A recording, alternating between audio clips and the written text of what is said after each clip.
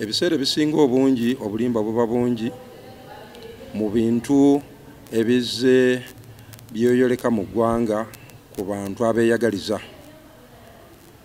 Hajati mpangadde naye emyaka gye ndowooza nti okuva ku myaka ng'ena bwe natandika okubaamuko amagezi nali mulaba okutuusa olwaleero. Hajati azze nakavula okugulawo nga wendi mwendagaana yo mwendi yagula $18,000 yagula kwa Hajati ayatundanga eddagala mu ddwaliro enakavule Hajati ayatundanga eddagala yagula epoloti eyo ng'agigula ku mugenzi Hassan Masaka. Hajati azimbye enju mu bbanga eddene. Ebintu ebibatabudde byendowooza nti abaana bibalumye ya Hajati okufumbirwa kitaabwe n'alekawo nyaabwe olw'emirundi egyali giwerako nga amusanze mu bwenzi.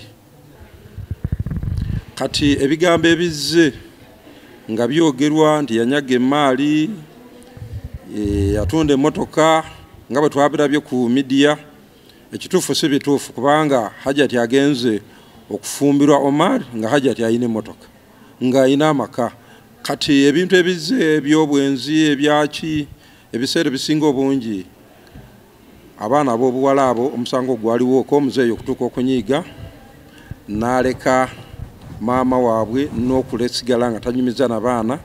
Abaana kwe kugenda okukuba ekifaananyi kya muzeeyi ekya feesi ne bagattirako ebifaananyi bye basanga ku firimu eby'obuseegu ne babitimba. Muzeeyi bw'anoonyenkereza ebintu ebyo nga tutudde eka ng'akaaba tumubuuza kiki n'atugamba nti ebintu bino nsobola bikola. Bw'abinoonyenkerezaako ekinene ennyo kwe kugenda mu MTN n'emusaba essente n'asasula ne bamulaga abaagatta ebifaananyi ebyo mu mbeera yali enzibu ennyo kwe kuyita abaana ne bagamba basobola kwetonda kubanga kitaabwe yalekawo maama waabwe n'awasa Hajati Saida. Ekintu kye baakola ekibi eno kentajja kwerabira bulamu bwange bwona era abaana abo bakolimira buli lunaku they are going to suffer. Bakola ekintu kibi eno era kyampaliriza n'ava mu maka ago navaayo.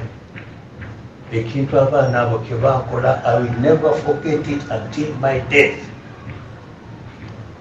Kuba nafuna omukyalo ono Saida emyaka 8. But from the day I got that woman, abaana tibaayenda mukazi oyo. Nabakuba timwenda mukazi olwo mwenda nze nkoleki. Mbeere bubeere bwawo nga nzira mukazi maama waimwe embeera gye yatuukamu tikasobola kumwiramu.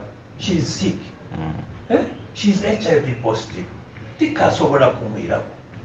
Egaano mwenda nze nkoleki.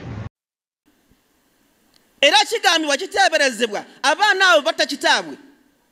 Kuba olwawulira nti bamututte mu ddwaliro Main Hospital Jinja ne bajja ne poliisi ne basalako eddwaliro nga tebakkiriza muntu ina kuyingira ne balagira omusawo amuseeko okusijeni. Can you imagine? Muzeeyi agamba nti nkayisa bulungi nti oyogera ngaani omulwadde naye aba ne choice. Tewayita nnaku tebwakya muzeeyi n'akutuka n'akola ati mu Busiraamu omuntu aba aviddeko okufa kwa taata kw'omuzadde we tasika era abo tebasika mu Busiraamu. Ogenda kuleka mwana ki umma ogenda kugirekera mwana ki? Haji Salumini walukuba ate nga mutuuze wammwe yali mutuuze wammwe wano. Abo be baana byaleka abatewanya ensi kati bali mu kutowanya namwandu bali mu kutowanya namwandu. Mbubagala muteeko mukomera bamute ku social media bamuswaze kama buda ekisemba y'abaana abo kyebakola kitaabwe nga amaze okufa. Basalako ennyumba nga tebakkiriza muntu ayingira mu kisenge ne baleeta omushiriku n'amukolako emikolo. Nze omu ku baateekayo omusajja oyo olw'okubaata kaliino omuzimu guli ne batawaanya. Eri abantu bora kungulu kunongola nga omusiraamu naye nga ku mutima ajjuddeko masabo merere be baana abo. Womulaba nga agende mu Makka nga agenze mu Umura Hajati wa Shifada Hajati Sara Hajati wa ku mutima kujjudde amasabo. Bwe butuuka baba w'abaana yafunamu obutaikanya ni maama w'abaana olw'ebikolwa ebitali bya mu buntu. Buli mukazi lwafuna mbaliga ngabo butali butebenkevu.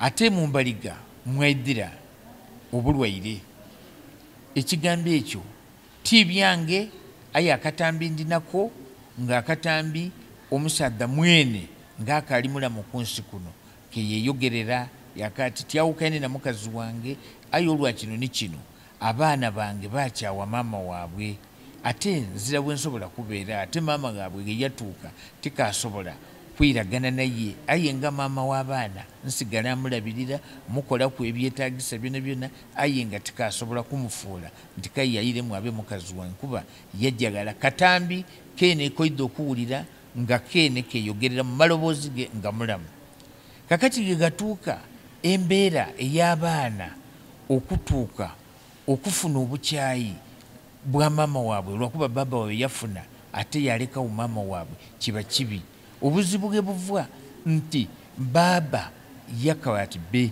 abaana ati olina okwira ati be kale abaana batuuka mu kikolwa kyobonera erala nga katonda yandituyambye eno mu nsi muno tugezeeko okusomesa abaana tugezeeko okutegeeza abaana ekitiibwa eky'omuzaire babe nige bakoma kuba abaana baswika ekigero bayiba ekamera bayiba ebifaananyi byayiseibwe bayiba n'ebifaananyi bya nena yabwe nga ebifaananyi ebyo omuntu ku isimu lye guno omulembe baali mu mirimu gyabwe mu idembe lyabwe nga bali mu kisenge kyabwe bali mu idembe lyabwe isimu lyabwe kale abantu bwe babeeyo okutegeera kuwaawo mukwano byo beekola biba byabwe kale ebintu ebyo abaana babiiba kye baakolera irala ate baata ku mutimbagano ate ababiiba baana bawala ge bababuuza baba waabwe beegaana ge bamala okwegaana baba waabwe yajja yatwakinga okutwakinga nga n'abaana beenaabo